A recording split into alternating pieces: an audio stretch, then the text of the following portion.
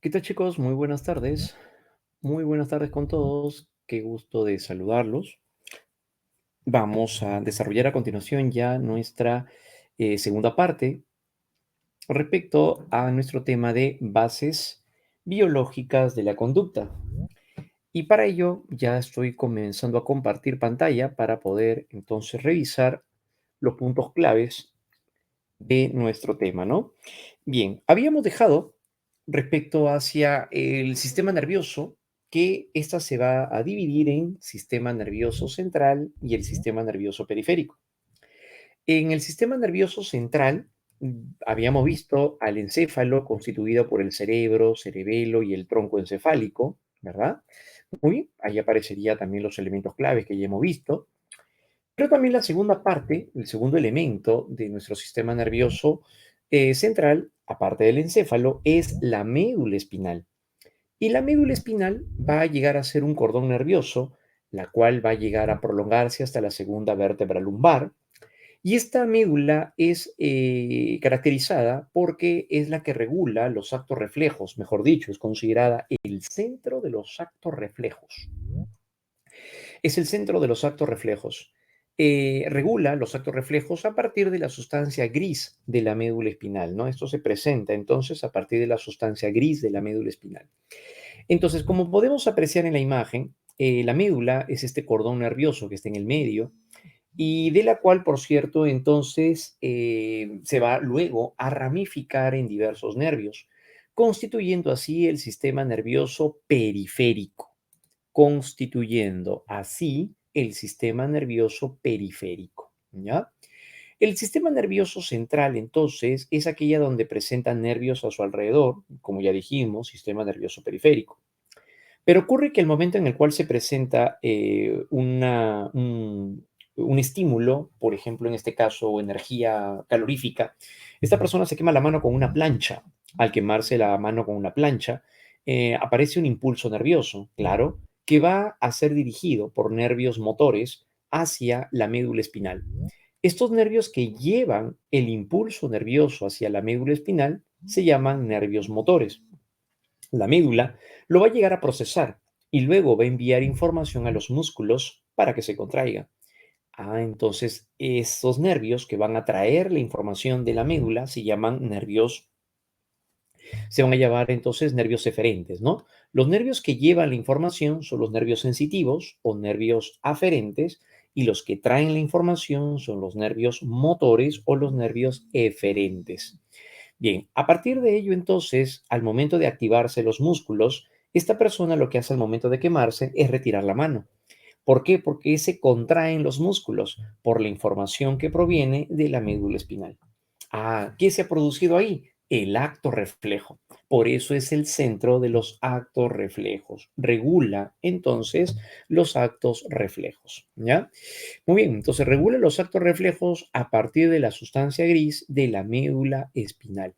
De esta, entonces van a salir nervios, como vimos hace un momento, hacia los brazos, hacia las piernas y hacia el resto del cuerpo, conformando así al sistema nervioso periférico, conformando así al sistema nervioso periférico. ¿Ya? Entonces, eso es lo que vamos a encontrar entonces a raíz de ello, ¿no?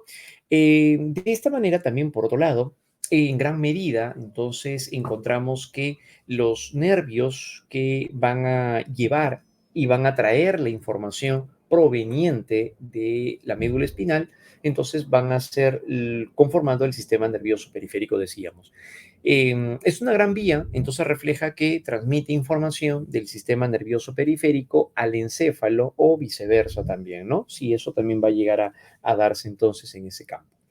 Representa entonces cierto grado también de autonomía en algunos casos, claro, por ejemplo, puede haber acto reflejo sin tener conciencia, claro. En este sentido, una persona puede estar durmiendo y le pueden pasar una pluma por la planta del pie y esta persona mueve el pie involuntariamente. Claro, ¿no? Entonces no tiene que haber conciencia para que se pueda llegar a presentarse, ¿ya? La parálisis del sueño, la parálisis del cuerpo, perdón, la parálisis del sueño, la parálisis del cuerpo puede llegar a darse según el tipo de afección que se pueda llegar a tener relacionado con la médula, claro, ¿no? Entonces dependerá de la ubicación del daño en la médula espinal. Por ejemplo, ¿en qué sentido lo vemos? Lo vemos de la siguiente manera. En este caso, si una persona llega a presentar una lesión a nivel cervical, a la altura del cuello, la persona puede llegar a presentar lo que se conoce como una cuadriplegia o, por otro lado, una tetraplegia. Esto, por ejemplo, comentábamos creo en algún momento, lo vemos representado en el caso de un actor muy conocido en la década de los 80, va a ser pues Christopher Reeve, ¿no? El cual llegó a presentar un accidente en caballo, se cayó del caballo y se lesionó las vértebras del área cervical. Entonces, en este caso, esta persona quedó cuadripléjica, ¿no? Claro, entonces, en este caso, es justamente lo que se va a llegar a presentar, entonces, en este ámbito, ¿no? Entonces, a la altura de la médula, a nivel dorsal, es luego donde se estaría presentando, entonces, en este caso, la llamada paraplegia, ¿no? Que es cuando la lesión se estaría dando, pues, pero ahora en la parte media, ¿no? De la médula espinal, ¿ya? Entonces, a la altura de la médula dorsal, entonces inferior o más abajo, es donde se estaría produciendo entonces la llamada, pues, paraplegia, ¿no? Listo, con esto cerramos entonces lo que va a llegar a ser el sistema nervioso central, ¿no? Para pasar hacia lo que será el sistema nervioso periférico, más bien, ¿no? El sistema nervioso periférico, ¿ya? Entonces, de esta manera, ¿cómo lo podemos llegar a revisar entonces también en este campo, ¿no? ¿Listo? Muy bien. Entonces, eso encontraríamos aquí, ¿no? Listo. A ver, en una consulta dice, con el profesor Esparza terminamos ese tema. Eh, pero ¿qué les faltaría entonces? No entiendo. ¿Han terminado el tema?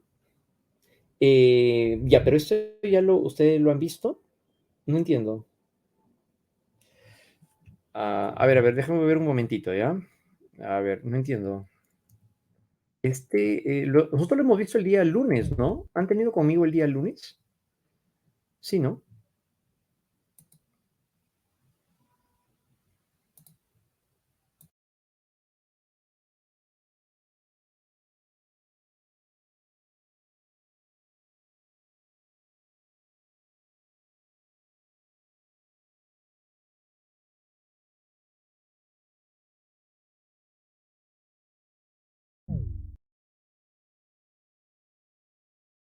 Profesor, disculpe, chicos, una consultita. ¿Ustedes se refieren a la clase que han tenido ayer con el profesor Esparza, pero que era la mitad con filosofía también?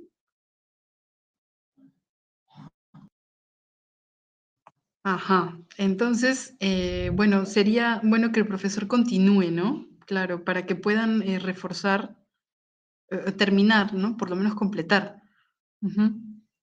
Sí, profesor Albán, podría continuar, profesor, si fuera tan amable. Muchísimas gracias, más bien.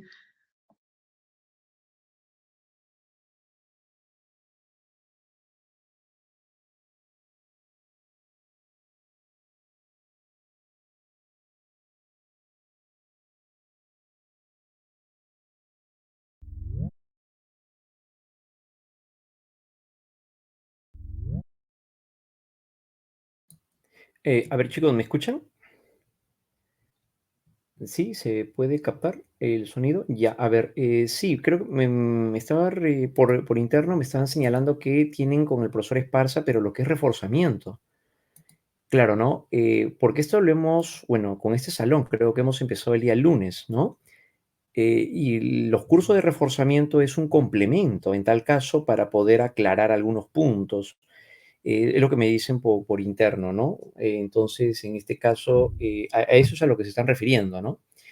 Ya, listo, para no llegar a, listo, para no caer entonces en un punto cruzado.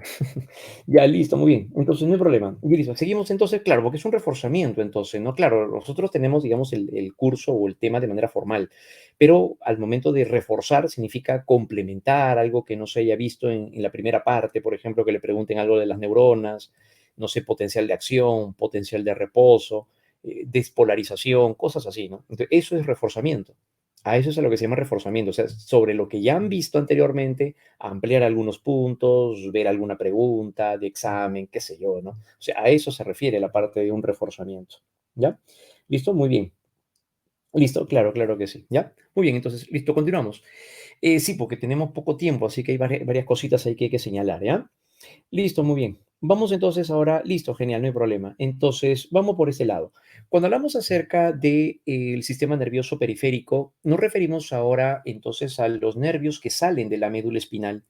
Y es aquí donde encontramos al sistema nervioso somático y al sistema nervioso autónomo, o también llamado neurovegetativo. ¿Ya? El sistema somático vienen a ser los nervios que se van a llegar a diseminar por los plexos. Entonces ahí encontramos los nervios que se extienden hacia los brazos, hacia las piernas, claro, ¿no? Y es justamente lo que hemos visto hace un momento. Esto correspondería al sistema somático, por ejemplo, ¿no? Los nervios que se van hacia los brazos, hacia los plexos, hacia las piernas, ¿no? Ese es el sistema nervioso somático, ¿bien? Entonces, de esta manera es donde encontramos, a ver esto rapidísimo, es donde encontramos en el sistema somático, también llamado sistema de relación. Presenta los nervios que conectan, por eso decíamos, a los receptores con el sistema nervioso central, o sea, conforma a los nervios motores o los nervios aferentes y los nervios sensitivos o los nervios eferentes, ¿no? Perdón, los nervios sensitivos o los nervios aferentes y los nervios motores o nervios eferentes. Entonces, esos nervios forman parte del sistema nervioso somático. Entonces en el ejemplo que dimos, donde una persona se quema con la plancha, el impulso nervioso viaja por todo el brazo, el antebrazo, hasta llegar a la médula espinal. Ya, eso es parte del sistema nervioso somático. Claro, ¿no? Los nervios sensitivos o nervios aferentes, y luego cuando la médula lo procesa, envía información a los músculos, son los nervios motores o nervios eferentes. Y es lo que hace que la persona retire la mano cuando se quema, produciendo un acto reflejo. Ya, eso decíamos. Estos nervios, entonces, sensitivos o aferentes o motores o eferentes, forman parte del sistema nervioso somático. Bien, eso va a ser. Y se conforman entonces así por los nervios craneales y también hablamos acerca de los nervios raquídeos. Nervios craneales y los nervios raquídeos, ¿no? Que esto simplemente nos sirve más como conector. Pero lo que nos interesa bastante es lo que viene a continuación dentro del ámbito psicológico. Se refiere al sistema autónomo o llamado neurovegetativo. En el sistema autónomo o neurovegetativo viene a ser conformado por el sistema simpático y el sistema parasimpático. Al sistema simpático se le llama ortosimpático, orto por el prefijo que significa en el medio, está en el medio de la médula, que lo veremos luego en una imagen. Sistema simpático. El simpático se encarga de activar por lo general a las funciones del organismo. Por lo general, ¿por qué? Porque no siempre activa el organismo. Si bien es cierto, siempre está relacionada con la dilatación de la pupila, la taquicardia por la aceleración cardíaca, no significa que siempre activa, pues no, en el caso de la digestión lo que hace es inhibir, claro, ¿no? Los movimientos que estarían conformando la digestión. Entonces inhibe la actividad estomacal. Es diferente entonces allí, claro, ¿no? Entonces no siempre activa el sistema simpático, sí en su gran mayoría, pero no en todos. Ajá. Y participa de la mano con la adrenalina, como cuando alguien se sube a la montaña rusa, entonces va a experimentar un estado de emoción muy intensa. Y en esa emoción intensa es donde participa la adrenalina, precisamente, ¿no? Claro, ¿no? Al producirse la adrenalina, entonces el simpático estimula esta producción y por otro lado se estaría presentando ante estados emocionales pues intensos, ¿no? Por eso el simpático, al subirse a la montaña rusa se presentaría la liberación de adrenalina, pero también por otro lado pues aparece la activación de estas funciones. Propicia además la excitación sexual y la eyaculación. Estamos hablando de la conducta sexual humana. En la conducta sexual humana, el simpático se encarga de la excitación sexual. Claro, ¿no? Y por otro lado también de la eyaculación. Por eso es que esto no se da de manera pues automática, mejor dicho, no se da de manera voluntaria, ¿no? ¿Por qué? Porque es independiente de la conciencia. Ajá, a esto corresponde, por ello el nombre de sistema autónomo. ¿Por qué? Porque es independiente. Entonces se estaría presentando a raíz de ello, ¿no? Por otro lado, también, ¿qué tenemos? Tenemos el parasimpático, también llamado cráneo sacro, porque los nervios se encuentran entre la base del cráneo y el sacro. Y es aquí donde nos encontramos con el hecho de ser inhibidor de las funciones orgánicas en su mayoría. El parasimpático inhibe las funciones, inhibe las funciones del organismo en su gran mayoría y participa con otras hormonas como en el caso de la acetilcolina y propicia la erección del miembro viril. El parasimpático por lo general inhibe las funciones, pero no en todas. En el ámbito de la conducta sexual, más bien estaría produciendo la erección del miembro viril. ¿Ya? Y esto ocurre entonces de manera involuntaria, sí, pues porque estamos hablando de un sistema autónomo, porque es independiente de la conciencia. Entonces ustedes, mientras están escuchando su clase, están digiriendo pues el almuerzo, claro que sí, y independiente de la conciencia. Ajá. Un puber a lo mejor puede presentar una erección involuntaria, claro, entonces, claro, una situación bastante incómoda, este puber que baja las escaleras con su bicicleta, ¿no? Y sube una vecina y le produce vergüenza, pues porque se presenta una erección involuntaria, ¿no? Y no es que haya estado deseando, pensando en cosas, sino que se puede llegar a dar como una reacción o una respuesta independiente de la mente, ¿no? De la conciencia. El puber puede presentar una erección involuntaria incluso por la mañana, un día domingo. Sí, también no es que haya tenido pues un sueño erótico ni nada de eso, ¿no? Entonces se puede llegar a producir, sí, efectivamente, como parte de activación del individuo, activaciones que se dan también a nivel hormonal, nervioso y todo ello, ¿no? Pero se daría pues independientemente de la conciencia, como lo estamos señalando. Bien, ahora, estas funciones, ¿cuáles son? Ya que estamos hablando del simpático y del parasimpático. Lo podemos apreciar en la siguiente imagen. Tenemos allí al sistema simpático o también conocido como ortosimpático, ¿no? Precisamente aquí está en el medio, pues, ¿no? Como habíamos explicado de la médula espinal. Y al parasimpático se le llama cráneo sacro porque está en la base del cráneo y el sacro, pues, ¿no? Ahí aparecería el sistema parasimpático. El sistema simpático va a cumplir con funciones, aquí está, como por ejemplo activar en ese caso, como la dilatación de la pupila. Claro, también llega a aumentar las pulsaciones, ¿sí? Aumenta los latidos del corazón, genera la taquicardia, lo cual está vinculado a estados emocionales. Pero como se dan cuenta, no siempre activa, sino que también inhibe. El simpático inhibe la salivación, claro, ¿no? Inhibe la actividad del estómago. Ajá, relaja la vejiga. Es por eso que una persona ante el miedo se puede orinar. Claro, es posible que pueda emitir orina, por supuesto, ¿no? Por el miedo. ¿Y eso por qué? Porque en este caso, en la producción del miedo, que es un estado emocional, producto del simpático, entonces se relaja la vejiga. Claro, eso es lo que se estaría dando, ¿no? Y por eso se produce la emisión de la orina. En este campo también encontramos que a la dilatación de la pupila se le conoce como la midriasis. Quien va a realizar el proceso contrario va a ser el parasimpático, se encargará de la miosis. Entonces la contracción de la pupila, sí. Mientras que el simpático inhibe la salivación, el parasimpático estimula la salivación. El simpático relaja las vías aéreas, las contrae más bien el sistema parasimpático. Claro, ¿no? Por otro lado, aparece el aumento de las pulsaciones, estamos hablando de fenómeno cardiovascular. En el caso del parasimpático, ralentiza las pulsaciones. Pero también no siempre entonces encontramos que inhibe el parasimpático, no, sino que también puede activar el sistema parasimpático. ¿Ya? ¿Listo? Muy bien. Entonces, eso es justamente lo que estamos apreciando, pues, en este caso, ¿no?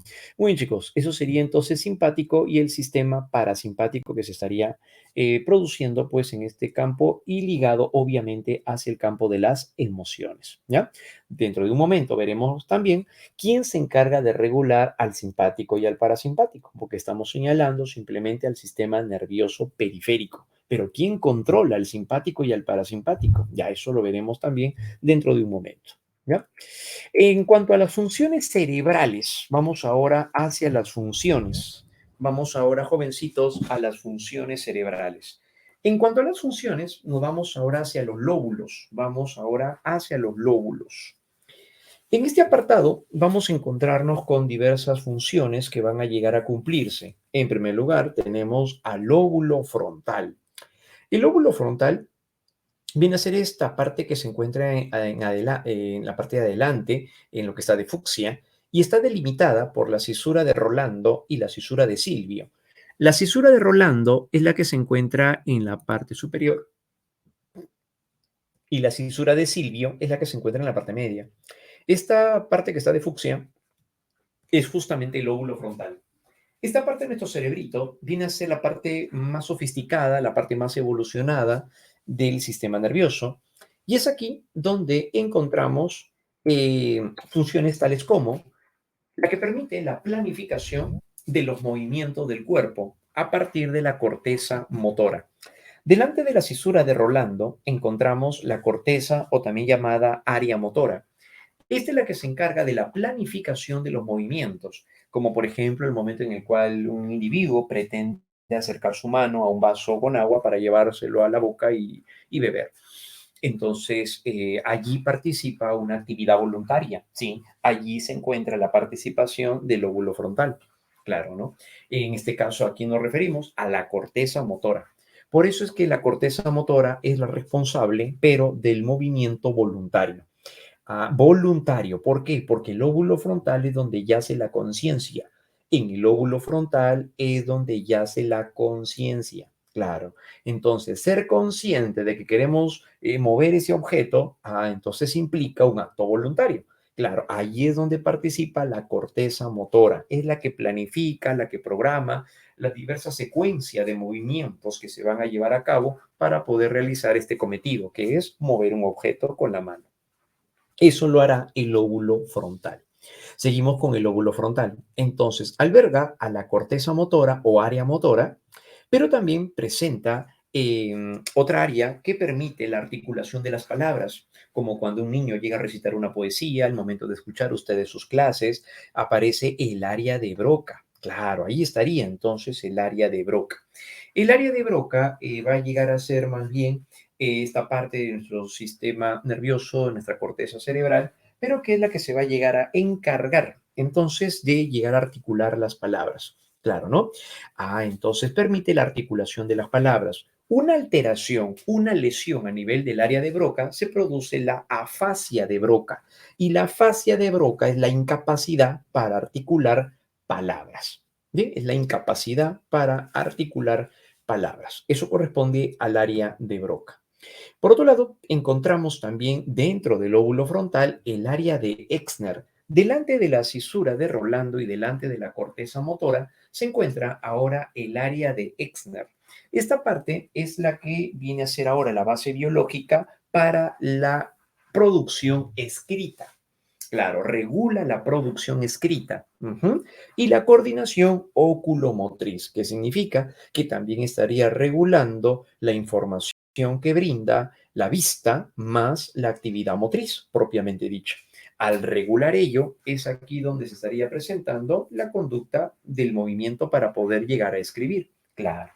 La corteza motora, además, o mejor dicho, el lóbulo frontal en general, recibe información de otras áreas del cerebro. Claro, ¿no? Es aquí, por eso se considera que el lóbulo frontal viene a ser uno de los lóbulos más integradores. ¿Por qué? Porque es la que llega a utilizar también información que proviene de otros lóbulos cerebrales. Entonces, en este caso, aquí en el lóbulo frontal, sobre todo podemos apreciar dos de las estructuras biológicas que son la base para el lenguaje, tanto la articulación de las palabras como la producción escrita. Respectivamente nos referimos al área de Broca y el área de Exner. ¿Bien? Área de Broca y el área de Exner. ¿Bien? Ahí aparecerá entonces el lóbulo frontal. Pero dentro del lóbulo frontal, seguimos con el lóbulo frontal. La parte más evolucionada del lóbulo frontal le corresponde al área 9, 10 y 11 de Brodmann. Esta parte de nuestro cerebro se encuentra en la parte de adelante. Está en la parte más anterior, claro que sí. Y esta la podemos apreciar también en esta imagen, ¿no? La corteza o área prefrontal, como podemos apreciar. La corteza o área prefrontal, esta porción del lóbulo frontal es la parte más sofisticada. Claro, ¿no? Es la parte más sofisticada de nuestro sistema nervioso, incluso hablando del propio lóbulo frontal.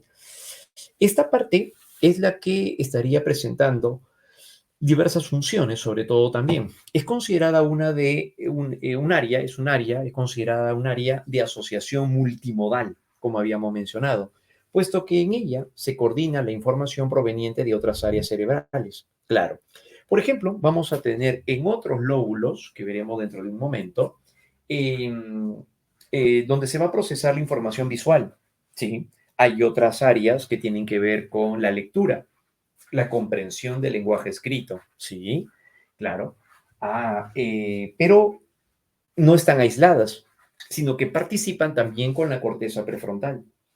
Por eso una persona que llega a leer un texto y llega a comprender lo que está leyendo, está integrando información que proviene, por ejemplo, del lóbulo occipital, que es donde se procesa la información visual, el lóbulo parietal, donde se encuentra el área de Deyerin, que es la que nos permite la comprensión del lenguaje escrito, claro. Y estas dos tienen conexiones o tiene, claro, conexiones con la corteza prefrontal, sí, por eso es que se puede llegar a razonar de acuerdo a lo que estamos leyendo. Claro, por eso podemos hacer inferencias de lo que estamos leyendo. ¿Por qué? Porque la corteza prefrontal integra información que proviene de otros lóbulos cerebrales.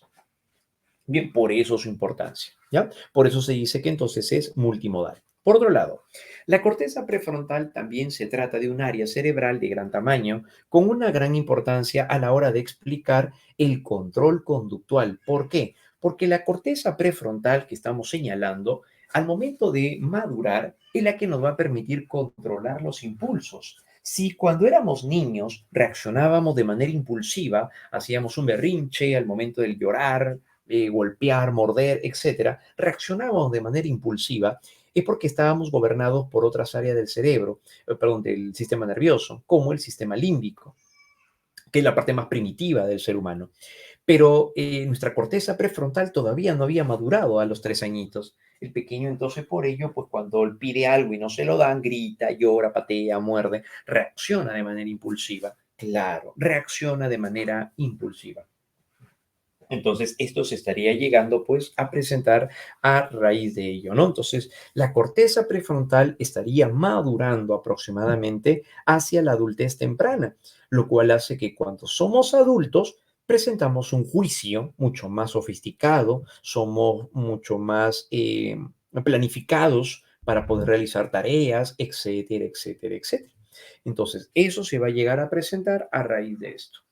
Entonces, de esta manera, pues se trata entonces de un área cerebral de gran tamaño y con gran importancia para el control de la conducta. Además que se concibe como el centro de la personalidad, ¿sí? Porque es ahí donde está la conciencia, los sentimientos, también tiene que ver con ello, la sociabilidad, y también se encontrarían las capacidades cognitivas. Claro, en la corteza prefrontal se encuentra la memoria de trabajo, se encuentra la capacidad para razonar, para poder inferir, para poder deducir, entre otras.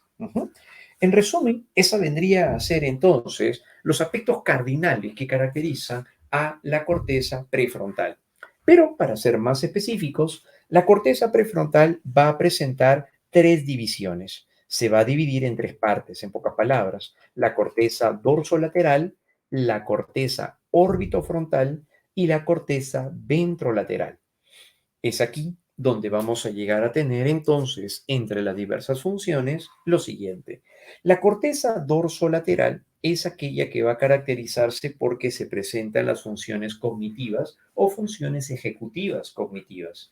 Las funciones ejecutivas son las que nos permiten solucionar problemas y obviamente generarnos una mejor adaptación. Aquí, ¿a quién tenemos? Por ejemplo, tenemos a la memoria de trabajo. Al momento de leer, lo que hacemos es asociar contenidos, relacionamos lo que estamos viendo, lo que estamos leyendo, una infografía probablemente, vemos un cuadro estadístico. Entonces, ahí utilizamos también nuestra memoria de trabajo, claro, ¿no? El cual retiene la información, asocia el contenido, lo relaciona con los procesos mentales superiores. Esa es la memoria de trabajo. Aquí donde se presenta la atención selectiva y la atención sostenida. Esto ocurre como cuando nosotros llegamos a ver una película, como cuando estamos rindiendo el examen de admisión y estamos atentos a lo que nos está diciendo tal o cual texto. Eso sería atención selectiva y atención sostenida, se mantiene en el tiempo. Es la parte de nuestra corteza cerebral, corteza prefrontal, que nos permite además la solución de problemas. Claro, ¿no? ¿Por qué? Porque busca darle solución a algunas alternativas o dando alternativas. Claro. Entonces, si no me funciona tal estrategia para aprender este curso, ¿cómo puedo hacer para poder optimizar mi aprendizaje? Debo de utilizar una mejor estrategia en tu solución de problemas, justamente, ¿no? Formación de conceptos, también formamos conceptos. Aquí el concepto tiempo, el concepto espacio, lo entendemos a partir de la corteza prefrontal. Pensamiento abstracto, donde hacemos razonamientos, inferencias, silogismos, eso tiene que ver con el pensamiento abstracto. Aprendizaje asociativo, utilizamos analogías y también empleamos la llamada metacognición. Significa ser consciente sobre la manera como procesamos la información al momento de aprender. Eso es metacognición, ser consciente acerca de la forma como procesamos la información. ¿Ya? Eso vendría a ser entonces en el campo de la llamada metacognición. Entonces, esto correspondería a esta primera parte, que es la corteza dorsolateral, ¿ya? La corteza prefrontal izquierda y derecha, ¿qué partes de las tres son las que tienen la corteza prefrontal abarcan? No, las tres en sí son las que se van a llegar a dar en el medio. Claro, entonces es allí donde encontramos la corteza dorsolateral, que es la que estaría vinculada, o sea, las tres están concatenadas, en pocas palabras. Claro, si hablamos acerca de la corteza dorsolateral, esta es la que estaría vinculada más hacia el hemisferio izquierdo. Claro, ¿no? Por ser la parte de la conciencia y la parte operativa, la parte de forma más mecánica, de alguna manera, si queremos llamarlo así. Pero las tres están concatenadas, o sea, no es que estén separadas, ¿no? En sí, sino que están concatenadas. La corteza dorsolateral es la que estaría más vinculada, si lo queremos ver a nivel posicional, estaría vinculada más con el hemisferio izquierdo. Claro, así es, ¿listo? De esa manera, ¿no? Si hablamos acerca de la corteza órbitofrontal, es la que se encontraría vinculada más, en este caso, ¿no? En la parte media, ¿no? Media derecha. Pero tiene una concatenación en sí, ¿no? Entonces, esa es la referencia principal, ¿no? Una concatenación de ellas.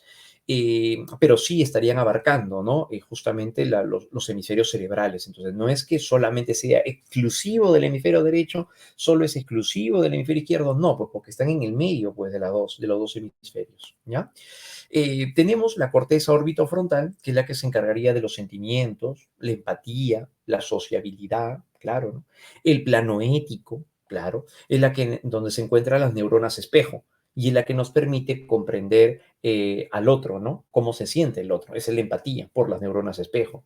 Sociabilidad, aquí donde también se presenta y destacan los sentimientos de culpa, cuando la persona llega a obrar y emite juicios que hacen que se sienta mal consigo mismo. Eso sería entonces el plano ético y la culpa. Y donde se procesa también información de tipo sensorial, ¿sí? Hasta incluso se concibe de tipo perceptual, ¿no? Pero sí, se llega también a procesar entonces información, ¿ya? Muy bien, eso vendría a llegar a presentarse. En la corteza ventrolateral es aquella que está conectada más bien con el cíngulo. El cíngulo es la estructura que está alrededor del cuerpo calloso, pero que también tiene conexiones con la corteza prefrontal. Entonces es la que nos permite, por ejemplo, ahora la motivación. Claro, la iniciativa, que es para poder emprender algo nuevo, algo original. El control consciente de las emociones, sí, también tiene que ver con el control consciente de las emociones. Porque esta parte es más interesante también para nosotros, porque es la que permite llegar a tener una mejor reacción frente a diversos sucesos que pueda llegar a presentar el individuo. Claro, ¿no? Entonces, mientras mi sistema límbico va a reaccionar de manera, pues, impulsiva y todo ello, la parte racional va a llegar a ser la que va a corresponder más bien hacia la corteza prefrontal, en este caso, como ya estamos afirmando, y que estaría caracterizando, pues, ¿no? La capacidad para poder ser consciente del control de nuestros impulsos. Esto se daría sobre todo cuando madura ya en la adultez.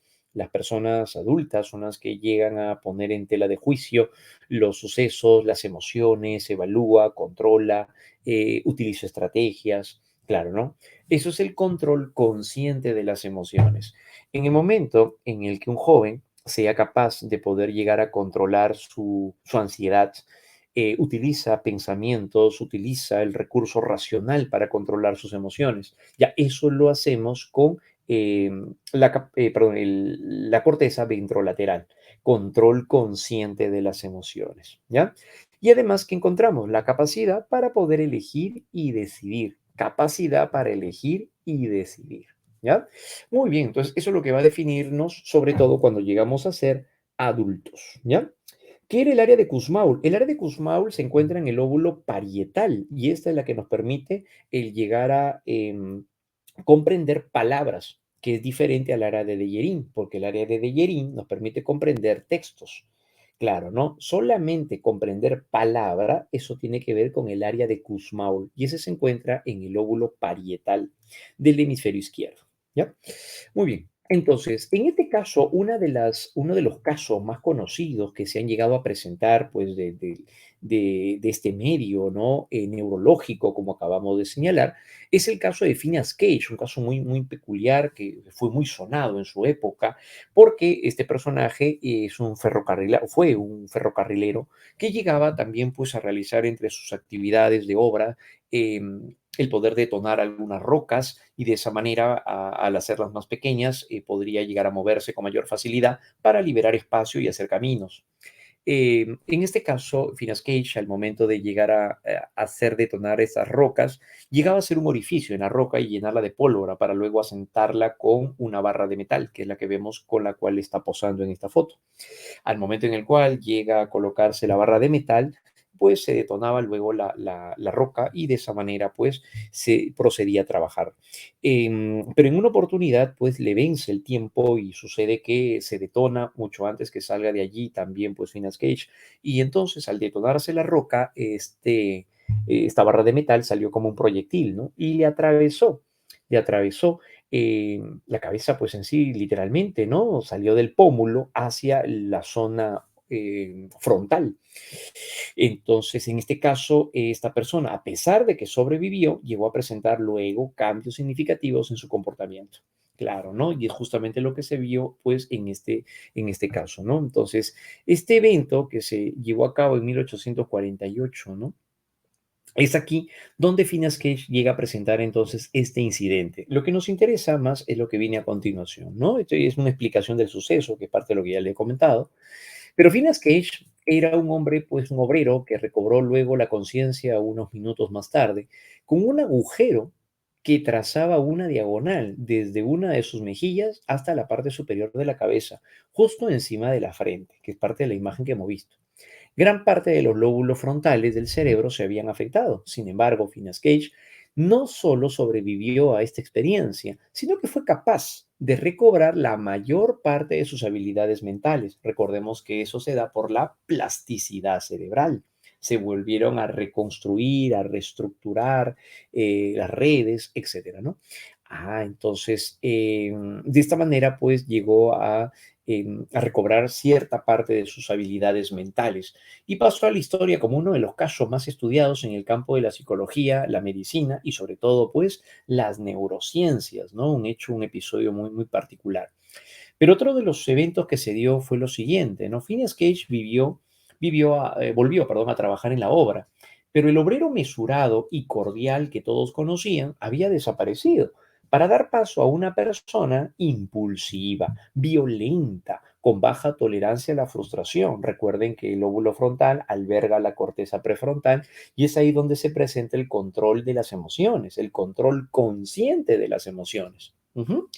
Pero se mostraba pues ahora irreverente, ¿no? Irrespetuoso, que se dejaba llevar por sus deseos y con dificultades para autorregular su conducta. Eso es lo que va a pasar.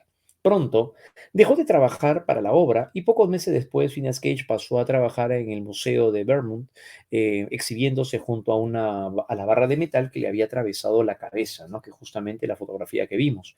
En los años posteriores estuvo viviendo en Chile y luego trabajó como conductor de carruajes hasta que regresó a los Estados Unidos sintiéndose ya deteriorado y algo enfermo.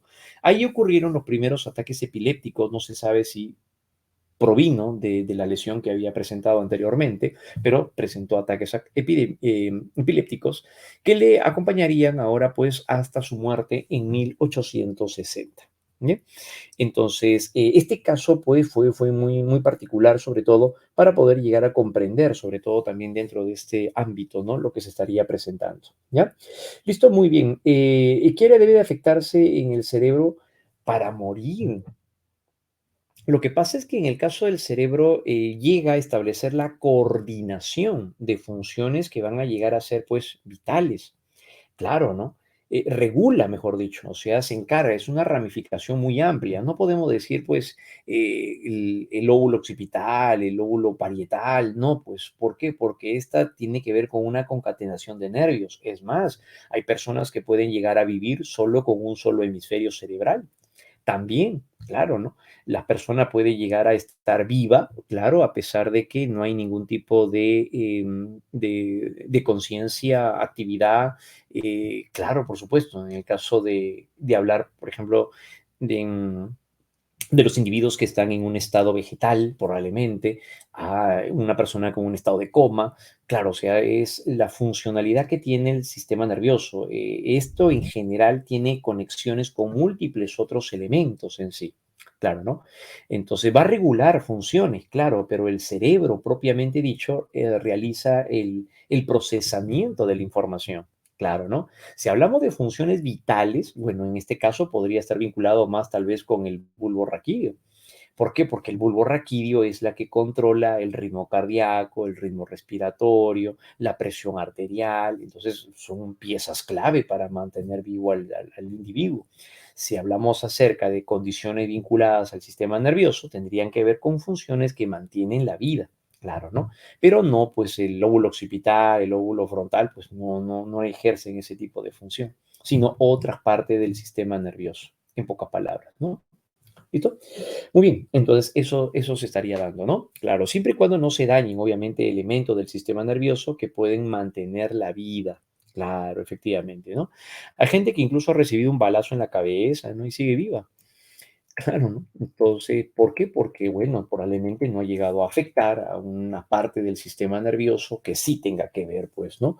Con este tipo de funcionalidad, sobre todo, ¿ya? Listo, muy bien. Entonces eso se daría, ¿no? Ajá. Ese día algo cambió dentro del Oxxo. ¿Qué? ¿Qué el Oxxo? ¿Qué es eso? Ay, creo que es esto. Toy Story, creo que es, ¿no? Ya, muy bien. Entonces, pensé que era una consulta, más estaba leyendo al Oxxo. Ya, en tal caso, entonces, esto se estaría dando partir del lóbulo parietal. Vamos a otro lóbulo, ¿no? Dejamos ahí al lóbulo frontal, ¿ya, muchachos? Dejamos ahí al lóbulo frontal y nos vamos ahora hacia esta parte de nuestro sistema nervioso que viene a ser pues lo que está de celeste, ¿no? De celeste pastel. Ahí está el lóbulo parietal. El lóbulo parietal procesa la construcción de la imagen corporal. La imagen corporal es la percepción que nosotros tenemos de nuestro cuerpo, como cuando nos miramos al espejo. Claro, ¿no? Entonces, ¿cómo te percibes, no? Las personas que tienen anorexia, las personas que tienen bulimia, pueden llegar a presentar alteraciones a nivel de esta parte de su cerebrito y es por eso que pueden presentar alteraciones en cuanto a su imagen corporal también. Claro. Por otro lado, el óvulo parietal, pero sobre todo del hemisferio derecho, es la encargada de establecer las relaciones espaciales de cerca, lejos, arriba, abajo, claro, ¿no? Como por ejemplo cuando alguien llega a ordenar sus libros, al momento en el que alguien llega a ordenar sus libros, coloca sus libros en la parte superior, inferior, derecha, izquierda, ya. Eso se llama ubicación espacial. Claro, ¿no? Por eso hablamos de relaciones espaciales. Y eso se va a encontrar a nivel del lóbulo parietal, pero sobre todo del hemisferio derecho, ¿ya? Entonces, esa es la ubicación espacial. Es como nuestro GPS. Al momento en el cual llegamos a montar bicicleta y nos vamos a la panadería, sabemos que debemos de cruzar pues 2 cuadras y luego volteamos a la derecha y luego a media cuadra encontramos ahí la panadería. Entonces, esa es la ubicación espacial. Claro, ¿no? Esa es la ubicación espacial. Entonces mi lóbulo parietal me permite entonces ubicarme en este campo en el espacio, pues propiamente dicho, ¿ya? Es responsable también de la comprensión del lenguaje escrito. ¿Por qué? Porque ahí es donde encontramos, como dijimos, el área de Deyerin. En la parte superior del área de Dejerín es donde encontraríamos al área de Kussmaul, por ejemplo, ¿no? Aquí en esta parte de acá. Aquí encontraríamos el área de Kussmaul, porque está también dentro del lóbulo parietal, ¿ya? Al momento de leer un texto, al momento de leer un mensaje, ajá, una carta, entonces allí es donde estamos utilizando nuestra nuestro lóbulo parietal, que se encargaría entonces del área de Dejerín propiamente dicho, ¿no? La comprensión del lenguaje escrito, claro, ¿no? Comprensión del lenguaje escrito, ¿ya? Por otro lado, también presentamos, detrás de la cisura de Rolando se encuentra la corteza somatosensorial o área somatosensorial. Procesa información del gusto, del tacto, de la presión, de la temperatura,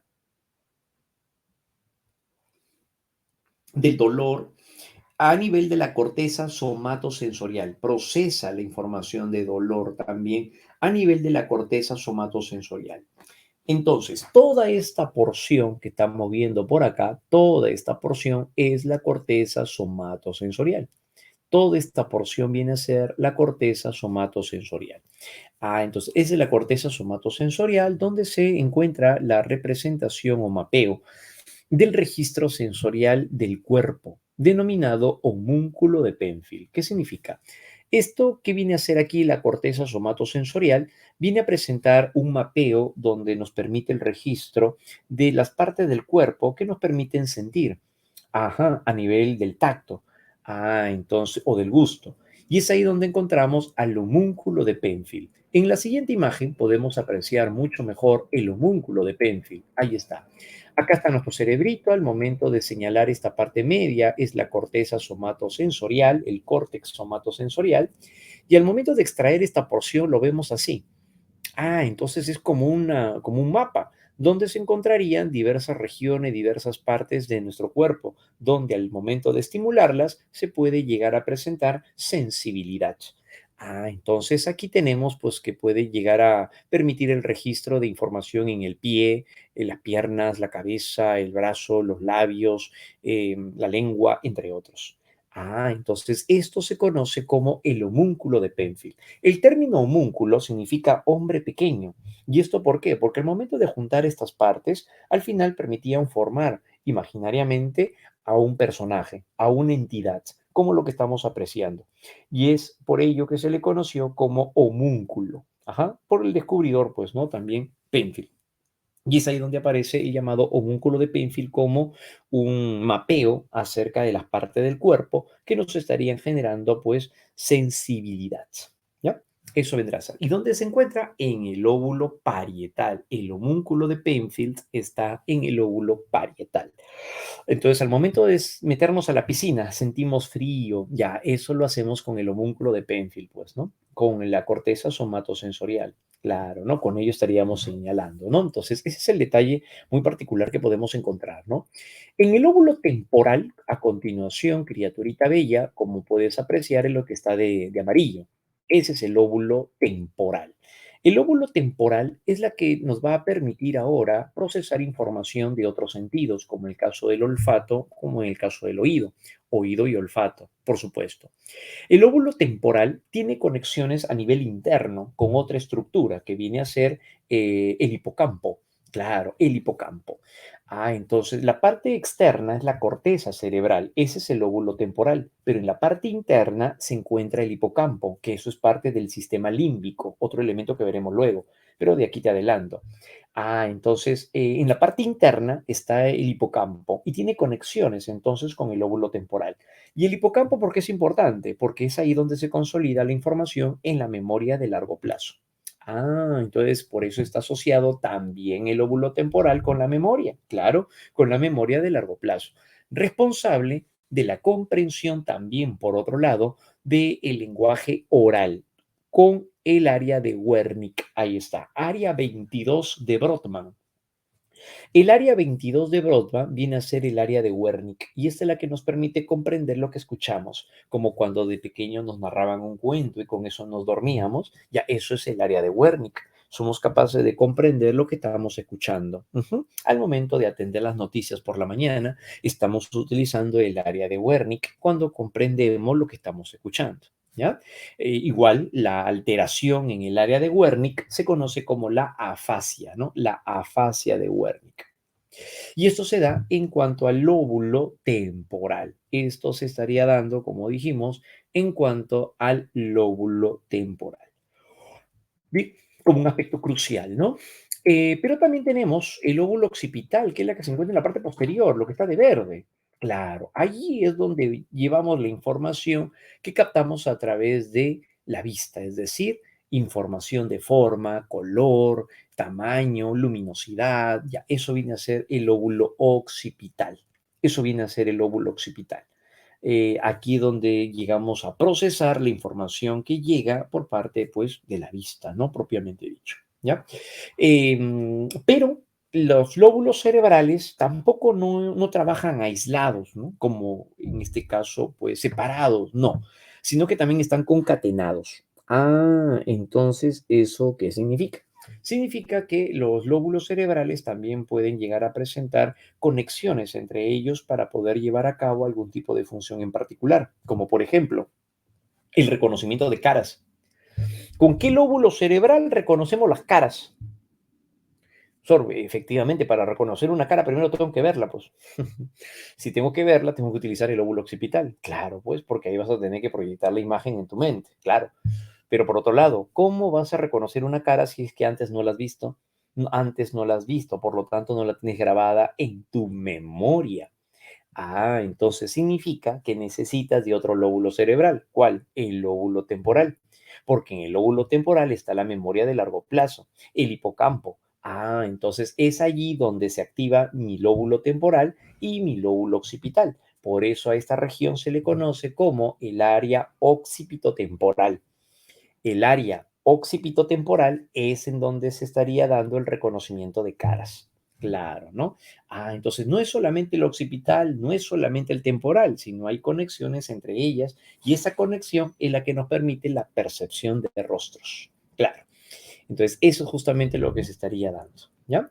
Muy bien. Por otro lado, también encontramos el quinto lóbulo, que como ustedes ya saben, eso lo tenemos desde nuestra primera clase, se encontraría en la parte interna de la cisura de Silvio. Esta es la cisura de Silvio. Y en el interior de la cisura de Silvio es donde se encontraría, pues, el lóbulo de la ínsula.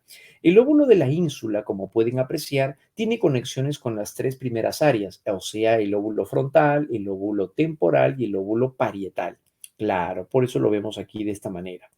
Y se comunica también con el sistema límbico y el neocórtex. Sí, el lóbulo de la ínsula sería la estructura media entre la parte más profunda, que es el sistema límbico, y la parte superficial, que sería la corteza prefrontal. Sí, el lóbulo de la ínsula está en el medio, ¿ya? Y también tiene entre sus diversas funciones, participa en la percepción del gusto y del olfato, claro, tiene conexiones con los lóbulos parietal, temporal y frontal, decíamos. Ejerce también el control visceral, se refiere a la presión arterial, la frecuencia cardíaca, también participa de esa manera, así como el reconocimiento de las emociones en los demás. Claro, ¿no? El lóbulo de la ínsula. Entonces, también al tener conexiones con la corteza prefrontal, tiene conexiones que le permiten ejercer la empatía, es decir, comprender cómo se siente la otra persona. ¿Ya? Claro, eso vendría a ser dentro del campo de la empatía, ¿no? Claro, eso es lo que se estaría dando a partir de ello, ¿no? Así es. Si se afecta esa conexión, se estaría produciendo la prosopagnosia. Claro, claro. Lo que sucede es que en el caso de la prosopagnosia es un trastorno de la percepción donde la persona no puede ser capaz de poder reconocer o identificar un rostro. Claro, ¿no? Sí. Entonces, ¿tiene que ver allí dentro del asunto perceptivo? Sí, está vinculado con la percepción en ese caso. Ajá, así es, ¿ya? Muy bien, chicos. Entonces, eso es lo que podríamos estar vinculando hacia el lóbulo occipital y el lóbulo de la ínsula, como acabamos de señalar, pues también en ese campo, ¿ya? Muy bien, muchachos. Por otro lado, estos hemisferios que hemos estado revisando también se van a encontrar presentados en ambas partes del cerebro, es decir, el hemisferio derecho y el hemisferio izquierdo. Claro, ¿no? Pero aún así, cada hemisferio tiene una función en particular y eso es a lo que se le llama lateralidad.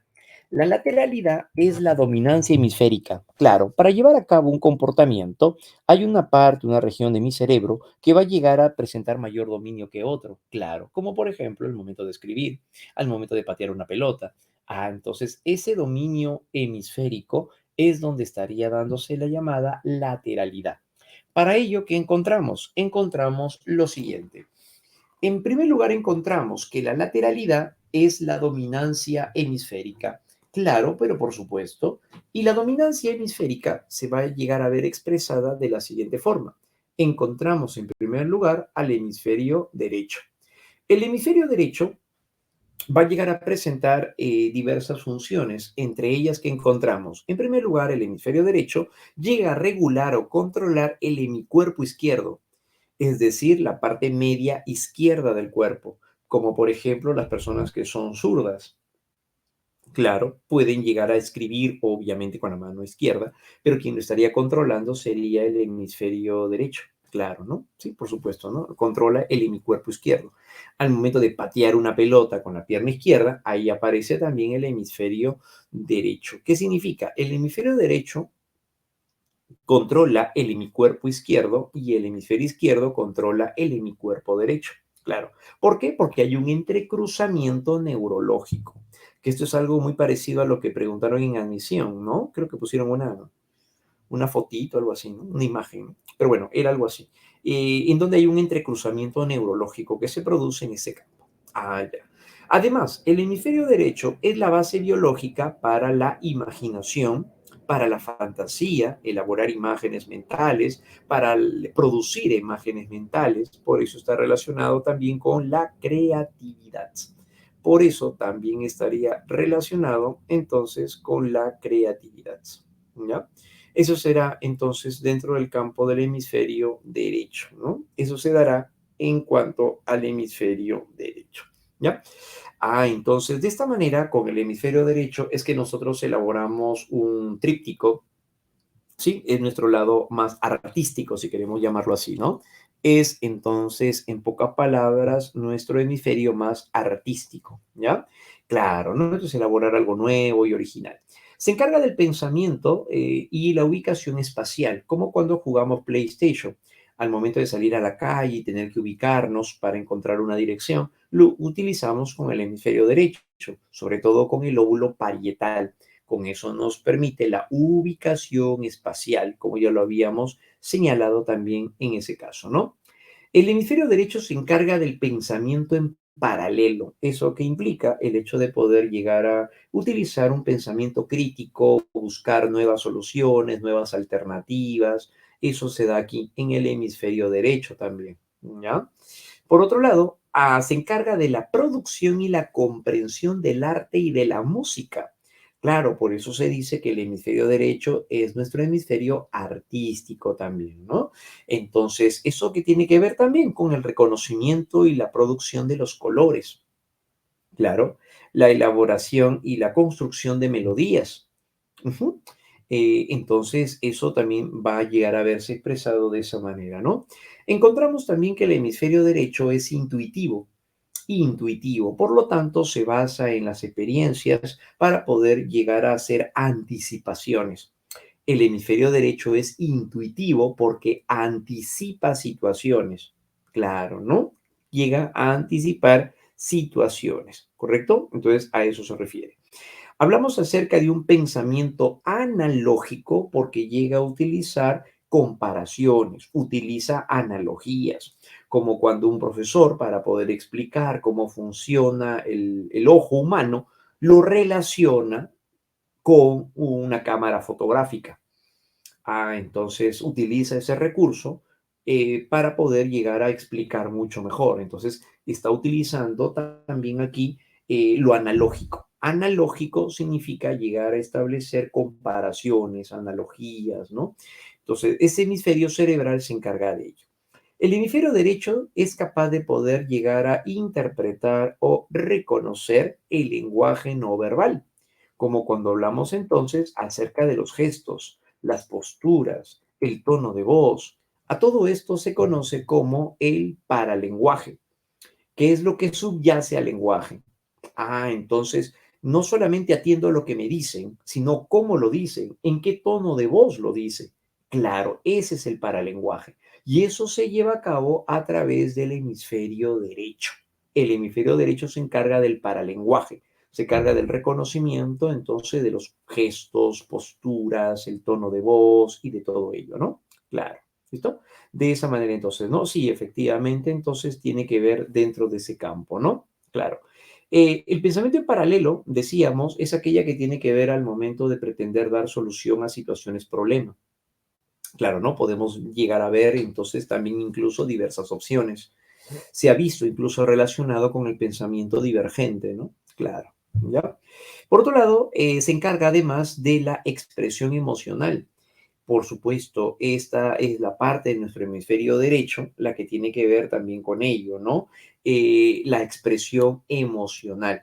Se sabe que la corteza prefrontal derecha está íntimamente relacionado con los pensamientos negativos, sobre todo con aquello que nos genera nostalgia, melancolía, claro, ¿no? Entonces, ¿el hemisferio derecho se encarga de eso? Sí, también se encarga de eso, claro. Ah, ya, ya. Y en este caso, uno de los detalles más significativos es que en estudios diferenciales, las chicas son aquellas que tienden a presentar mayor dominio del hemisferio derecho. Por eso la tendencia a poder llegar a presentar también la creatividad, la intuición, es holístico porque juntan varios elementos para formar un todo, como cuando hacen un aviso publicitario, claro, ¿no? Como también la tendencia a presentar mayor inclinación hacia las depresiones. Sí, en estudios diferenciales se sabe que las mujeres son más propensas a desarrollar cuadros de ansiedad y depresión a diferencia de los varones. Efectivamente. Ah, entonces eso tiene que ver, sí, dentro del campo neurofisiológico, ¿no? Se sabe que eso puede llegar a presentarse. Hay una mayor predisposición, claro, ¿no? En ese caso. Ah, entonces tienden, no digo que siempre van a hacerlo, ¿no? Pero hay una fuerte tendencia a que las chicas puedan llegar a presentar pensamientos más catastróficos a diferencia de los varones. Como por ejemplo, pues a lo mejor anticiparse a sucesos como me va a rechazar, mi amiga se va a resentir conmigo, es que no le importo a nadie, y comienza a tejer diversas ideas o pensamientos. Claro, que puede estar representándose dentro de ese campo. Entonces hay una tendencia, no hay una predisposición para ello, ¿ya? Claro, pero recordemos pues que esto viene a ser parte de uno de los estudios a nivel diferencial en base a las neurociencias, ¿no? Claro, pero no es que pues eso vaya a repercutir necesariamente, ¿no? En todas las personas. No, hay una predisposición, sobre todo más en la adolescencia. Ya en la juventud, ya en la adultez, la persona tiene a manejarlo mucho mejor, pero hay una fuerte predisposición, sobre todo en la época de la adolescencia, a presentar mayor crisis a nivel emocional, tanto en ansiedad como en depresión, a diferencia de los varones. ¿Ya? Muy bien. Muy bien, entonces eso vendría a ser entonces el hemisferio derecho.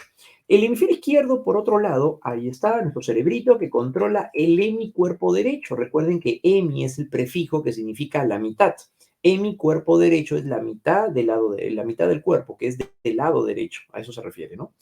Entonces, las personas que son diestras es ahí donde aparece el dominio del hemisferio izquierdo, por lo general en el sentido en el que la persona va a dominar, obviamente, va a utilizar la mano derecha para poder escribir, ¿no? Claro. Contrólele mi cuerpo derecho. Con la mano derecha cogemos un vaso, lo llevamos a nosotros para beber, lo hacemos con el hemisferio izquierdo. El hemisferio izquierdo se basa en la realidad, mientras que el hemisferio derecho es fantástico, es imaginativo.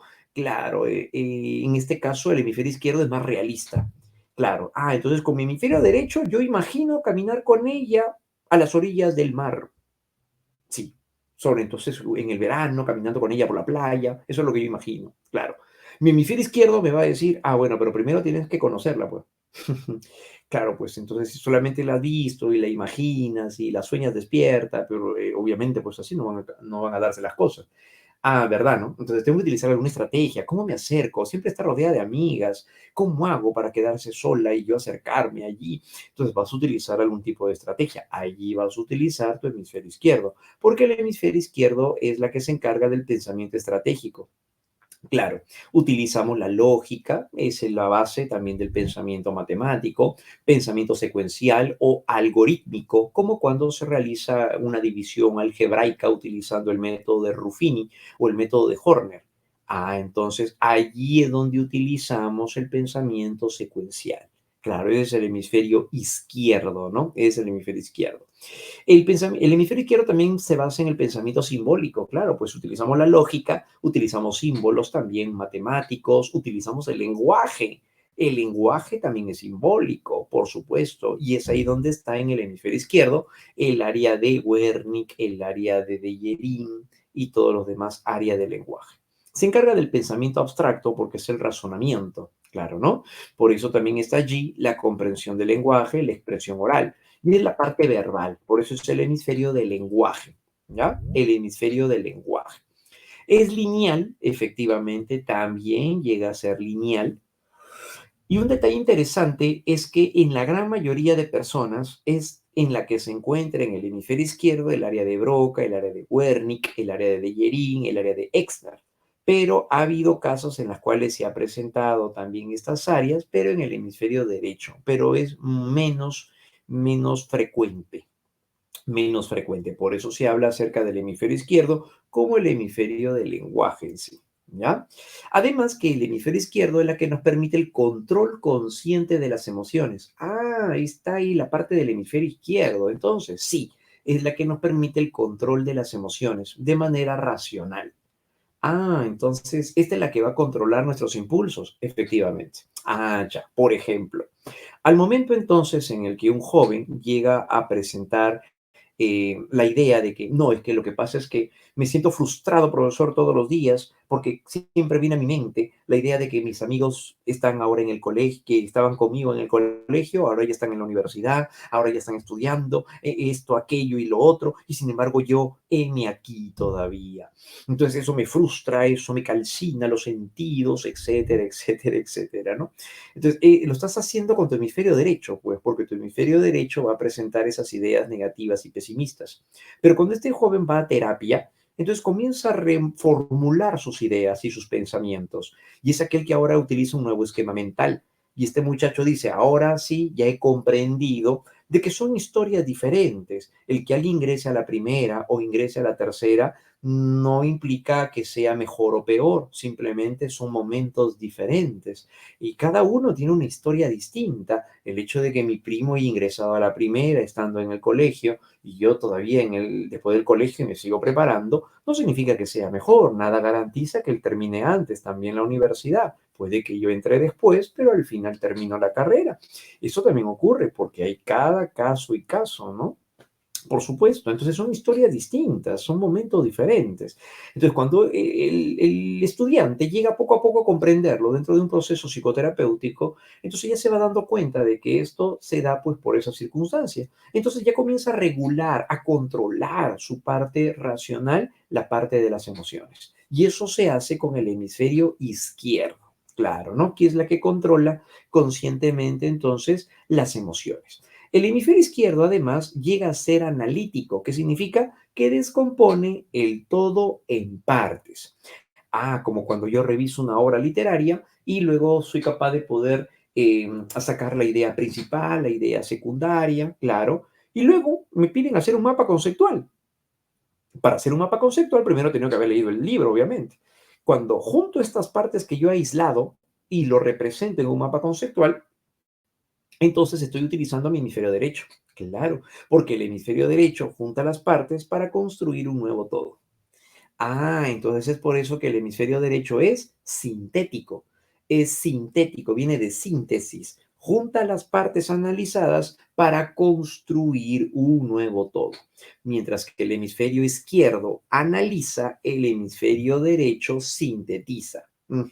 Leer una obra, hacer un análisis, hemisferio izquierdo. Cuando hago un resumen de la obra, eso es sintético, hemisferio derecho. ¿Ya? Entonces, como parte de las funciones que estamos señalando, pues también a raíz de ello, ¿ya? Muy bien, entonces, eso es lo que va a llegar a suceder, ¿no? Claro que sí.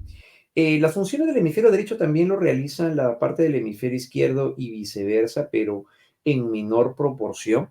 Eh, no es que sea la misma tarea, no es que sea la misma tarea. Es posible que en algún momento pueda el hemisferio derecho realizar ciertas funciones del hemisferio izquierdo, sí, pero cuando se da la plasticidad cerebral, pues claro, ¿no? Si una persona tiene una lesión en el hemisferio derecho, entonces las áreas alteradas, atrofiadas probablemente, las va a cumplir ahora el hemisferio que queda, sí, por la plasticidad cerebral. Claro, ahí en ese caso sí sería posible, ¿no? Claro, ajá. Pero cada quien tiene sus propias funciones muy particulares. Ahora, que puedan llegar los dos a actuar en un mismo momento, eso es cierto, claro. Como por ejemplo un cartógrafo. Un cartógrafo elabora un mapa. Si va a tener que utilizar la ubicación espacial para poder dibujar, elaborar la imagen y todo eso, bueno, va a emplear el hemisferio derecho. Pero cuando va a tener que colocar las coordenadas para referir acerca de los lugares y todo ello, eso ya sería el hemisferio izquierdo. Claro, claro que sí. Entonces, en una actividad van a estar funcionando mis dos lados del cerebro, claro, solo que cada uno con su forma, cada uno a su forma, a su manera también, ¿no? Pero sí, van a cumplir funciones incluso los dos al mismo tiempo en una misma actividad. No significa que un músico solamente va a activar su hemisferio derecho. Ah, claro, y mientras toca el piano, su hemisferio izquierdo está durmiendo. No, no es así, sino los dos hemisferios están activos, solo que cada uno con su función muy particular que tenga, ¿no?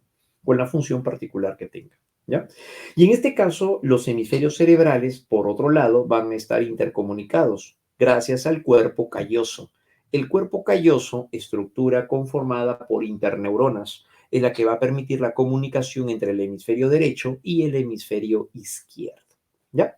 Muy bien, jovencitos. Entonces, ahí no nos encontramos, ¿no? Y pasamos a una de las estructuras más interesantes también, que va a ser el sistema límbico, nuestra parte más primitiva.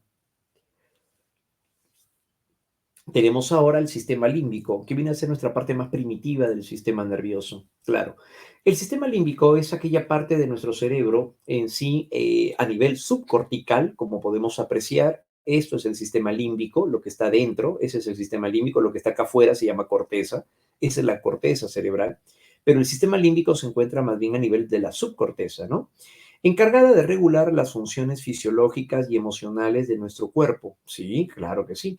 Ah, entonces, ¿qué significa en este caso? El sistema límbico se encarga de regular las funciones o las respuestas fisiológicas de las emociones. No hay que confundirlo con la corteza prefrontal. La corteza prefrontal controla conscientemente las emociones. El sistema límbico no tiene conciencia. Claro, es la parte más primitiva del ser humano, es nuestro lado más animal. Ah, pero sí controla fisiológicamente las emociones, como por ejemplo la aceleración cardíaca, el ritmo respiratorio, y a eso lo va a regular el sistema límbico. Claro, ¿no? Concomitantemente con otras estructuras, obviamente, ¿no? Pero no controla conscientemente, pues claro, el sistema límbico no es consciente, ¿ya? Ajá. Entonces, las estructuras anatómicas del sistema límbico son las responsables de procesar nuestras emociones y regularlas por ello también, pero de manera fisiológica. ¿Y qué tenemos? Tenemos el tálamo.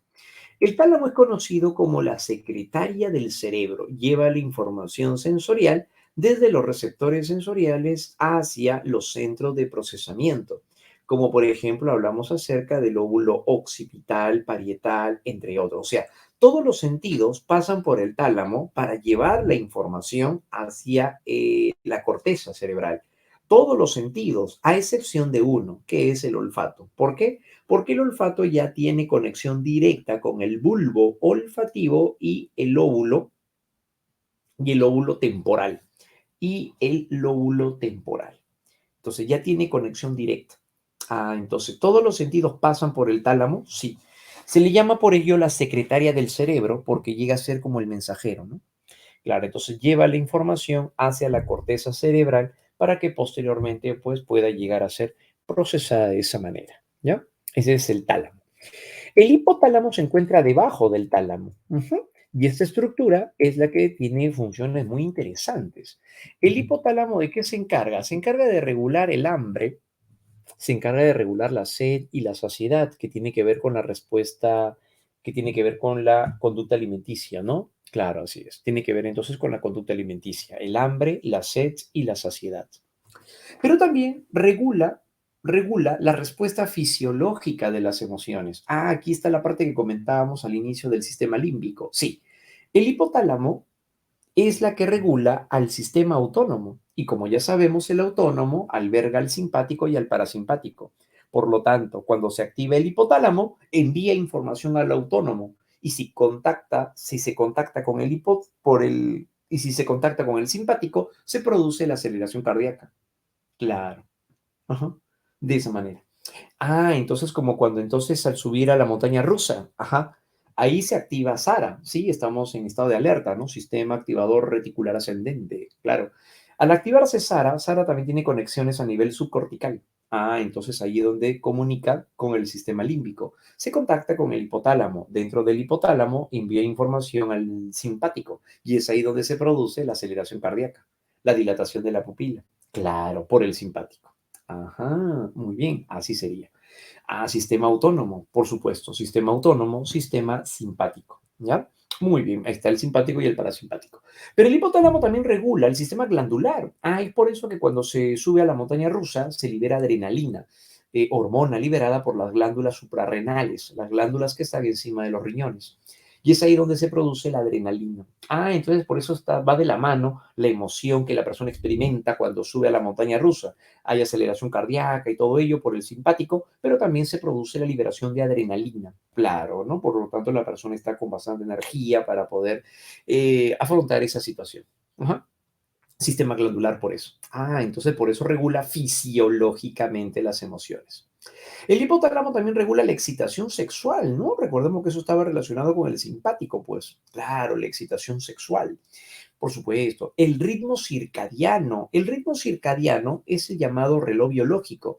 Es lo que nosotros experimentamos casi cada cierto tiempo de 24 horas. Por eso se llama circadiano porque es cerca de un día. Ah, entonces en el ritmo circadiano es la que regula el hipotálamo y es la que nosotros presentamos como cuando nosotros sentimos sueño casi a la misma hora. Casi a la misma hora sentimos hambre a la hora de almorzar, ¿sí? A la hora de cenar. Casi a la misma hora sentimos hambre. ¿Por qué? Por nuestro ritmo circadiano. Ah, eso sería entonces respecto a nuestro reloj biológico. Sí, eso sería respecto a nuestro reloj biológico. ¿Ya? Muy bien, entonces eso lo vamos a llegar a encontrar pues a raíz de ello, ¿no? Y tenemos también por otro lado la temperatura del cuerpo, sí, también regula la temperatura del cuerpo, ¿ya? Lo cual entonces también se puede llegar a presentar al momento de llegar a ir de la mano con las funciones glandulares, como cuando se eleva la temperatura al momento de estar en la playa, comenzamos a sudar. Ujú. La temperatura del cuerpo también es regulado por el hipotálamo, ¿no? Claro. ¿Ya? Listo, muy bien, muchachos. Eso sería entonces el hipotálamo dentro de las funciones que vamos a presentar en el campo emocional, ahí donde participa. Pero también tenemos el hipocampo. El hipocampo es una estructura que, como podemos apreciar, se encuentra en la parte media, a la altura del óvulo temporal.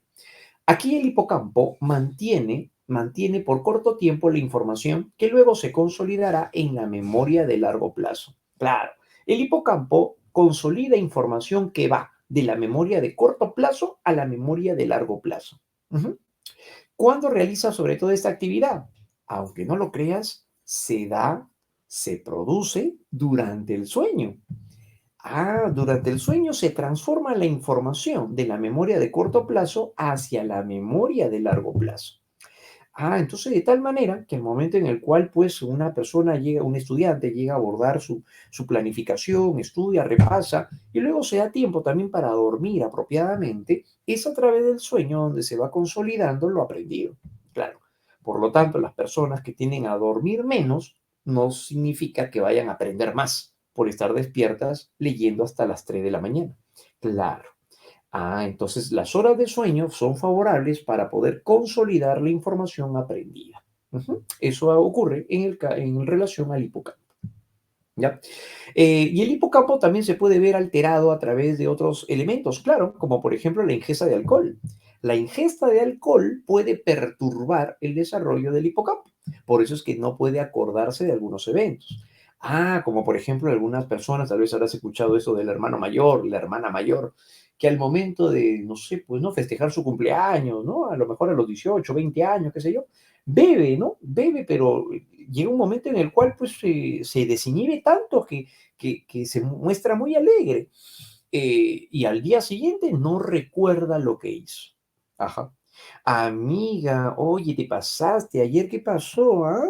¿Te emocionaste con tu cumpleaños? ¿Qué? ¿Por qué, ah? Oye, ¿quién no te acuerda de lo que pasó? No, ¿quién? ¿Cómo llegué a mi casa? ¿En serio? ¿Qué pasó? ¿Qué? ¿No te acuerdas de nada? Mira, te enseño el videíto, ¿ya? Mira, te voy a mostrar un videíto antes de subirlo a YouTube. La mía la va a hacer popular. Y dice, ¿qué esa soy yo? Esa eres tú, pues amiga, mira, que viva mi cumpleaños, eso, y que sigan, yeah, Oye, de tal manera que en ese, pero ¿qué soy yo? Y no me acuerdo haber hecho eso. Claro, porque en el caso del alcohol llega a inhibir a la memoria. Y es por eso que al día siguiente hay personas o la persona no se acuerda, ¿no? Claro, sí. Pero no te preocupes, amiga. Si no te acuerdas, entonces no pasó nada simplemente, ¿no? Si no me- Claro, entonces, ¿qué? ¿En serio? Claro, así es. Y esto que hay hay dos videos más todavía, pero ahí nomás lo dejo, amigo. Entonces, de tal manera, pues que no se acuerda que eso haya pasado, ¿no? Claro, ¿no? Entonces, ¿el beber alcohol también puede llegar a afectar la memoria? Sí. Es por eso que ahí tenemos un trastorno muy conocido aquí, que es el síndrome de Korsakov, en la cual ataca la memoria precisamente por la ingesta continua y asidua de alcohol. Claro, ¿no? Entonces, afectaría entonces de esta manera también al hipocampo. ¿Ya? Muy bien. Por otro lado, ¿qué favorece al hipocampo cuando repasamos continuamente la información? Claro, si lo que yo voy aprendiendo durante mi primera, segunda o tercera semana lo repaso los fines de semana, entonces eso hace que se consolide la información por más tiempo en mi memoria. Ujú. Eso favorece al hipocampo. Claro, por supuesto. ¿Ya? Muy bien, entonces estos eventos se van a llegar a presentar, pero también tenemos a la amígdala cerebral. Y tenemos a la amígdala. La amígdala cerebral es aquella que va a procesar las emociones y es la base biológica de la memoria emotiva. Procesa las emociones, claro que sí. Entonces, en este caso, al momento de vivir una experiencia como tal vez, no sé, el miedo, la cólera, entonces ahí la amígdala cerebral participa, por supuesto. Reacciona de manera impulsiva, generando respuestas inmediatas. Eso es por la amígdala cerebral. Entonces, un pequeño que llega a reaccionar con ira cuando hace un berrinche, entonces él está gobernado por su amígdala cerebral. Su corteza prefrontal todavía no madura, por lo tanto no va a controlar sus impulsos. Es por eso que el pequeñito entonces grita, patea, muerde en algún momento. Claro, ¿no? Mamá dice, no, levántate, hijito, no entiende razones en ese momento, chiquito de 3 años. Ajá. Hijito, párate, mira que nos están mirando. Hijito, qué vergüenza, ¿no? Y el chiquito nada, el chiquito, yo quiero, grita y patea y muerde a diestra y siniestra. Entonces, ¿qué pasa con el pequeño Demian? Demian todavía no ha llegado a gobernar, todavía no ha llegado a desarrollar su corteza prefrontal. Claro, ¿no? Entonces todavía no es capaz de controlar sus impulsos, claro, de manera racional. Entonces está gobernado por su amígdala, claro, la amígdala cerebral entonces es la que permite la respuesta de impulsividad o incluso relacionadas con el miedo. Pero también la amígdala cerebral es la base biológica de la memoria emotiva. Claro, es aquí entonces donde tenemos almacenada información que luego, si la revivimos, volvemos a experimentar la emoción. Por eso se llama memoria emotiva. Claro, como cuando una joven conversa con su amiga y le pregunta, oye, ¿qué pasó? ¿Qué te dijo al final? No te conté. Mira, me dijo esto, aquello y lo otro, pero que se habrá creído que esto y por lo tanto también aquello y lo otro. ¿Cómo no estuviste ahí para defender, mi amiga? Pero ¿qué más? Cuéntame qué sucedió. Entonces me dijo también lo otro y me comentó esto, pero que se habrá creído. Ya, amiga, cálmate, tranquila, pero ¿cómo me va a hablar así? Sí, pero cálmate. En ese momento, cuando recuerda ese episodio, vuelve a enojarse. Eso es memoria emotiva porque vuelve a revivir el momento. Ujú. Esa es la memoria emotiva y se da a partir de la amígdala cerebral. ¿Ya, muchachos? Eso va a suceder entonces, ¿no? Listo, muy bien. Entonces es el centro del miedo, el centro de la ira, la parte más primitiva del ser humano y es con la cual nosotros, sobre todo, nos manifestamos más cuando somos niños y somos adolescentes. Claro, ¿no? Por eso el adolescente también es un poco más impulsivo, irritable, ¿no? Si el hermanito viene por ahí y te distrae mientras estás estudiando o hace caer algo, Y ya en ese momento, pues algunos pierden los papeles, ¿no? Quieren lanzarlo por la ventana al pequeño, algunos quieren comprobar si puede volar, etcétera. Entonces, esto se daría pues porque llega a no tener todavía pues el control de sus impulsos a partir de la corteza prefrontal. ¿Ya? Eso se estaría dando entonces, ¿no? Muy bien, jovencitos. Y tenemos también, entre otras áreas, seguimos con el sistema límbico, al área septal. Esta área septal es muy peculiar porque aquí es donde se regula las funciones autónomas, las funciones viscerales, endocrinas, y también aparece como parte de su función ejercer ese ámbito. Pero sobre todo, una de las respuestas más conocidas es que el área septal participa en la regulación de el orgasmo. Claro, ¿no? En la reproducción del orgasmo. Entonces, ¿qué genera eso? El nivel más elevado de excitación sexual. Claro, ¿no? Entonces el área septal es la responsable de eso, sí. La que finalmente hace que también sean diferentes entre varones y mujeres, ¿no? Claro, los varoncitos van a ser monorgásmicos porque su área septal es diferente al de ellas. Entonces el varoncito va a ser monorgásmico, solamente va a llegar a un orgasmo por actividad sexual. Y luego va a haber una etapa de transición, claro, donde no hay deseo sexual, eso se le llama periodo refractario. Las chicas no tienen periodo refractario, solo los varones. Es por eso que ellas pueden presentar orgasmo uno, orgasmo 2, orgasmo 3, orgasmo a la N. Sí, porque ellas presentan la condición de ser multiorgásmicas. Claro, ¿no? A diferencia del varoncito. Claro, ajá, de esa manera, ¿no? Claro que no se trata tampoco de la cantidad, pues, ¿no? Sino de la calidad. Muy bien, entonces en este caso nos referimos pues al área septal, ¿no? En esa condición muy particular que se da en cuanto a la conducta sexual. Y el hipocampo, el elemento que como ya sabemos, permite la comunicación entre el hemisferio derecho y el hemisferio izquierdo. Este cuerpo calloso va a estar conformado de interneuronas, claro, ¿no? Que son las que permiten la comunicación de ambos hemisferios. En el caso de un baterista, por ejemplo, ¿no? El baterista va a utilizar ambas manos, hemisferio derecho, hemisferio izquierdo, ya sabemos que controlan el hemicuerpo de ambos lados. Y van a tener que coordinarse. Claro, pues un baterista va a tener que tocar de forma coordinada. Y es ahí donde se van a comunicar a través del el cuerpo calloso. Pero también hay otro elemento que participa en el baterista. Claro, no solamente son los hemisferios, sino también está el cerebelo, porque el cerebelo es aquel que se va a encargar de la regulación de la actividad motriz.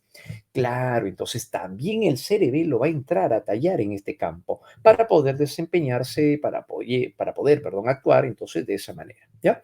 Entonces es la porción nerviosa que permite así la comunicación entre ambos hemisferios cerebrales, claro, ¿no? El cuerpo calloso.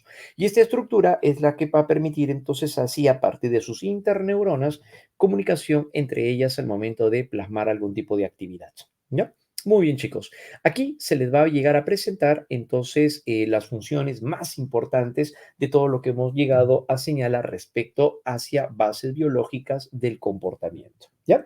Muy bien, chicos, hasta aquí, ¿alguna consulta, alguna pregunta muy particular, muy puntual de lo que hayamos visto? Recuerden que dentro del examen de admisión el tema de bases biológicas es muy recurrente, es muy frecuente sobre todo, ¿ya? Em, este es uno de los temas más favoritos, sobre todo también de San Marcos. Y dentro de este tema, dentro de las revisiones más importantes, recuerden, son las funciones de los hemisferios cerebrales, la corteza prefrontal y el sistema límbico. Es lo que más frecuente viene sobre todo también, ¿ya? Y bueno, pues no, las diversas referencias que nosotros ya hemos ido llegando a presentar también a raíz de esto, ¿ya? ¿Listo? Muy bien, muy bien. El giro cingulado es este. Mira, acá está el cuerpo calloso. Lo que está alrededor del cuerpo calloso, esta capa que recubre, o esta zona, o esta área que recubre al cuerpo calloso, es a la que se conoce como el cíngulo o área cingulada. Esta porción tiene conexión con la corteza prefrontal. Está bastante cerquita, ¿no? Sí.